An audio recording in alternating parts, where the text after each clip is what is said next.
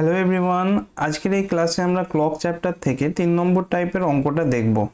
আজকের টাইপটা কি হবে দেখো, প্রশ্ন দেখেই বুঝতে পারছো যে দুটো টাইম থাকবে 8টা এবং 9টার মধ্যে কাঁটা দুটো কখন পরস্পরের বিপরীতে থাকবে। ঠিক আছে, এর সঙ্গে আরেকটা দেখব কখন পরস্পরের সমাপতিত হবে এবং কখন তারা 90 ডিগ্রি থাকবে। তো আজকের এই ক্লাসে এই 3 ধরনের অঙ্ক কিভাবে দেখা মাত্র উত্তর করবে সেটা দেখবে। প্রথম অঙ্কটা দেখো, 10টা ও 11টার মধ্যে কখন ঘড়ির কাঁটা দুটির মধ্যে 180 ডিগ্রি কোণের ব্যবধান হবে। অঙ্কটি সলিউশন করার আগে বেসিক জিনিসটা তোমরা একবার দেখে নাও। মনে করো ছোট কাঁটাটি এই 2-এর ঘরে আছে আর বড় কাঁটাটি আছে 8-এর ঘরে। তখন কোণটা কত উৎপন্ন করছে? 180 ডিগ্রি। তাহলে এই প্রশ্নটা দুভাবে আসতে পারে যে কাঁটা দুটো কখন বিপরীত দিকে থাকবে বা 180 ডিগ্রি কোণে থাকবে। এই দুটোর মানে একই।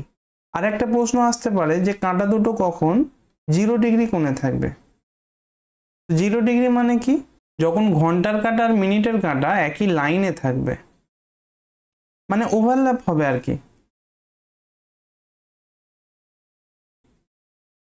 তাহলে প্রশ্ন যদি এমন দেয় যে দুটো কাঁটা পরস্পর সমাপতিত হবে, তো তার মানে কি সংখ্যা দুটোর মধ্যে অ্যাঙ্গেল কত? 0 ডিগ্রি।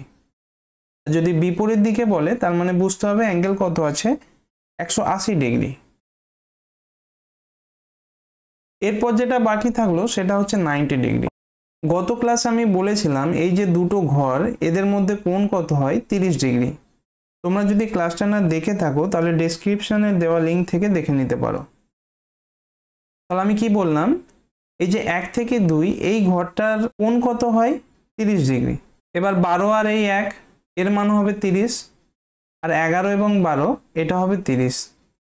তাহলে 2 থেকে শুরু করে এই 11 পর্যন্ত এটা কত মান হবে? 90 ডিগ্রি। এবার এখানে কারোর প্রশ্ন হতে পারে যে এটা বাম দিকে নিয়ে গেলে, তো এইভাবে যদি ডান দিকে নিয়ে যাওয়া যেত সেখানেও তো 90 ডিগ্রি হতো। তো এর উত্তর হচ্ছে হ্যাঁ, অবশ্যই হতো। 2 এর পরে এখানে দেখো 3, 4 এবং 5। তো মিনিটের কাঁটাটা যদি এরকম 5-এর গোড়ায় থাকে তাহলে সেটাও 90 ডিগ্রি তৈরি করবে।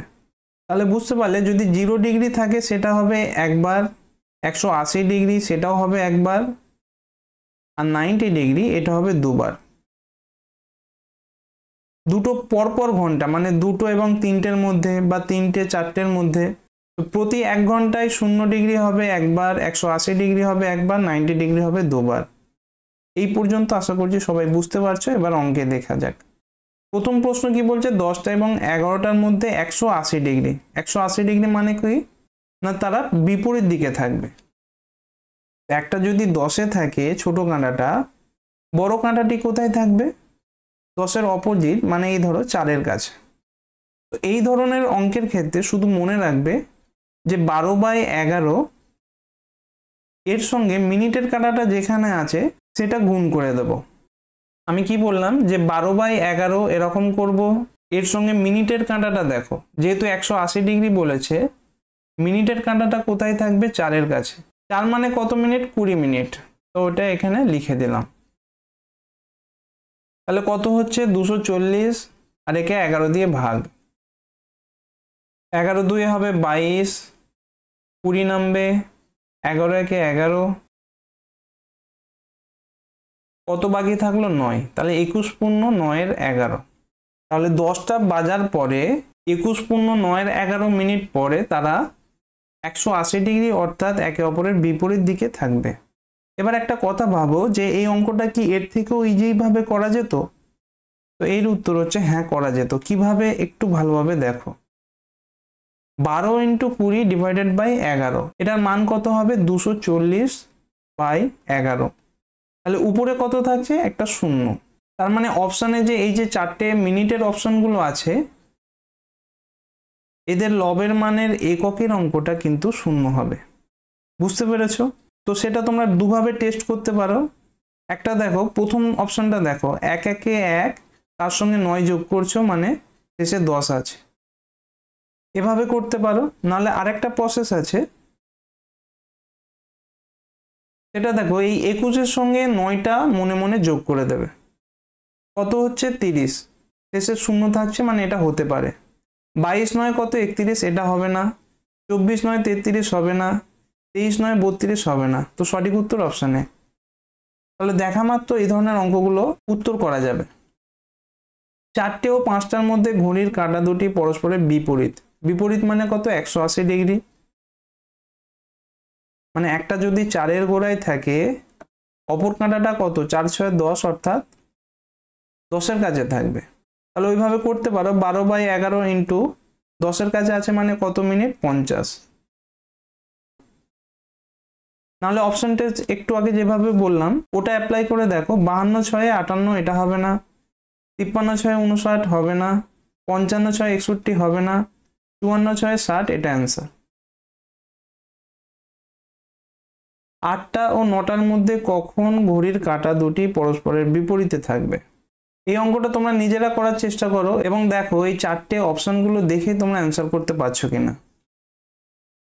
পরের টাইপটা দেখো, 4টে ও 5টার মধ্যে কোন সময় ঘড়ির কাঁটা দুটো একসাথে মিলিত হবে?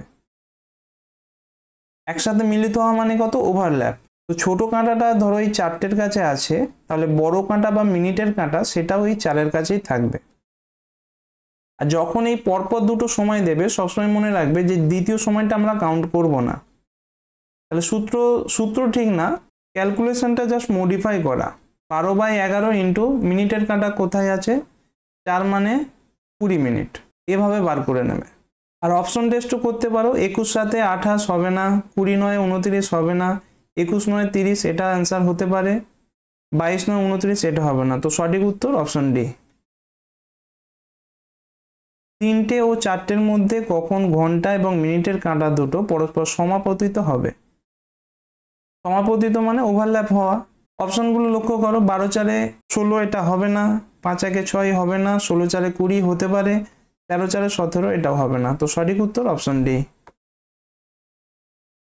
6টা ও 7টার মধ্যে কখন ঘড়ির কাঁটা দুটো সমাপতিত হবে?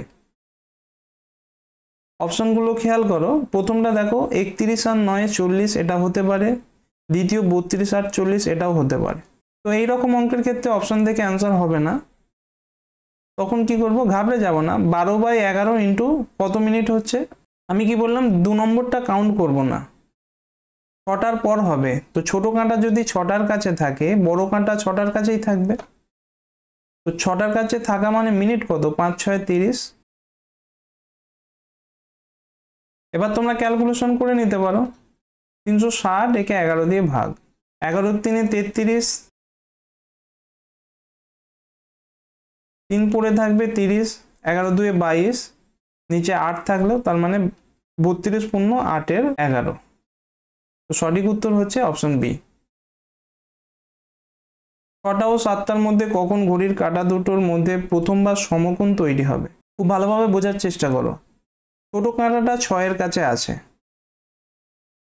এবার বড় কাঁটাটা এই 12 থেকে ডান দিকে যাচ্ছে, গিয়ে প্রথম সমকোণ দেখো, এই যখন এই 3-এর কাছে থাকবে তখন 90 ডিগ্রিটা তৈরি হবে। এর পরের সমকোণটা কখন হবে? এই বড় কাঁটাটা যখন এইভাবে যেতে যেতে এই 9-এর কাছে যাবে। প্রশ্নে কি চেয়েছে? প্রথমবার সমকোণ। প্রথমবার সমকোণ মানে মিনিটের কাঁটা কোথায় থাকবে? এই 3-এর কাছে। তো সূত্র একটাই, 12/11 ইন্টু মিনিট। মিনিট কত? 15। এটা করে নিতে পারো। এবার দেখো 5 2 10 মানে লবে শূন্য থাকছে, তাহলে অপশন টেস্ট করা যাবে।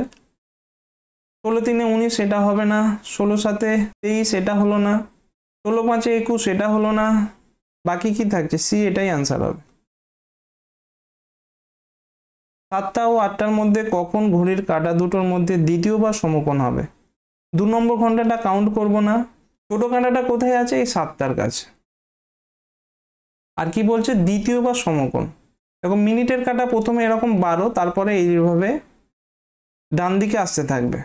এই গ্যাপটা কত? 30, এটা 30, এটা 30। তো তার মানে 3টে ঘর পরে মিনিটের কাঁটাটা থাকবে। তো প্রথম কেস কি হতে পারে? 7-এর কাছে। আর দ্বিতীয়টা কত হবে? এইদিকে দেখো 10-এর কাছে। প্রশ্নে কি চেয়েছে? দ্বিতীয়বার সমকোণ। তার মানে মিনিটের কাঁটাটা কোথায় থাকবে? 10-এর কাছে। সূত্র কি? 12/11 ইন্টু 50। এখান থেকে করে নিতে পারো। নাহলে ওই যে অপশন টেস্ট প্রথমটা দেখো 54/6 = 60, এটা হতে পারে। বি হবে না, ডি হবে না, আর সি তো 62, এটাও হবে না। তো সঠিক উত্তর অপশন এ। তো আজকের ক্লাসে আমরা কি দেখলাম, পরপর দুটো ঘন্টার মধ্যে এই মিনিটের কাঁটা এবং ঘন্টার কাঁটা কখন 0 ডিগ্রি হবে, কখন 180 ডিগ্রি হবে এবং কখন তারা 90 ডিগ্রি পজিশনে থাকবে। আশা করছি তোমরা সবাই বুঝতে পেরেছো। যেখানে অসুবিধা হবে অবশ্যই কমেন্ট করে জানাবে। নেক্সট ক্লাসে আমরা টাইপ 4 নিয়ে আলোচনা করব। Thank you for watching.